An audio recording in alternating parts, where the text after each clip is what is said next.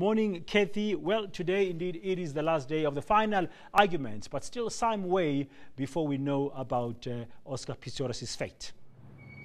You're absolutely correct, Dan. It's day 48 of this trial. We've spent about around 7 months outside the North Gauteng High Court just watching proceedings. And today, both the state and the defense will be given an opportunity to wrap up all of this month's work into really a couple of hours. And Annika Larsen joins me now. Annika, it's quite something that they have to do, closing arguments today. What line of argument are we expecting the state to take firstly?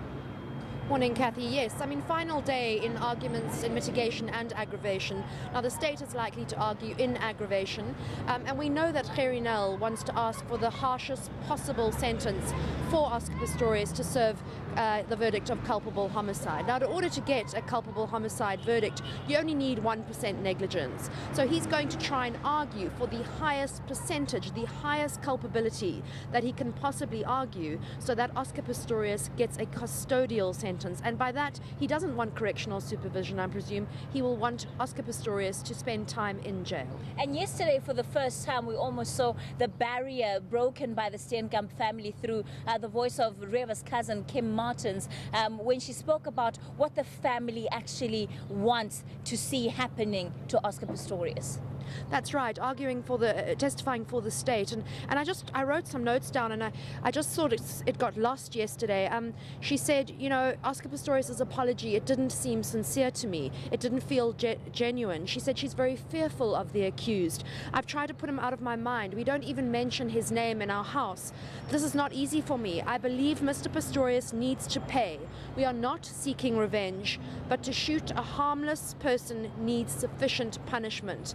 He must pay for what he's done to my family and his family. And I thought it was interesting that she'd recognized that what happened to River Steenkamp and the shooting really has devastated not just her family, but the Pistorius family too. And of course, we'll expect to see this, the defense once again highlight whether or not it thinks Oscar Pistorius is suitable for jail, and certainly the conditions that he would have to live under while incarcerated in our facilities. Do you think that they've made a strong enough case in terms of whether or not would be able to accommodate or cater for somebody like Oscar Pistorius?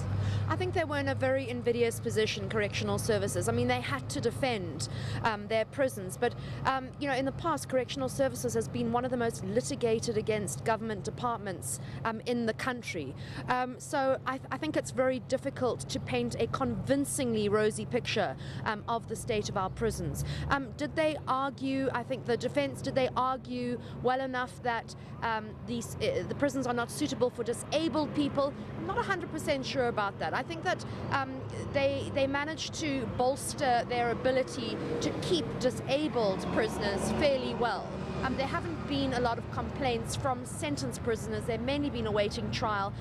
But remember that correctional services sees correctional supervision or house arrest as a custodial sentence. So in a way, it wouldn't be too untoward, especially for this kind of culpable homicide, for Oscar Pistorius not to get a prison sentence. All right, well, we'll continue bringing you the latest, Dan, from the North Gauteng High Court. For now, though, it's back to you in studio.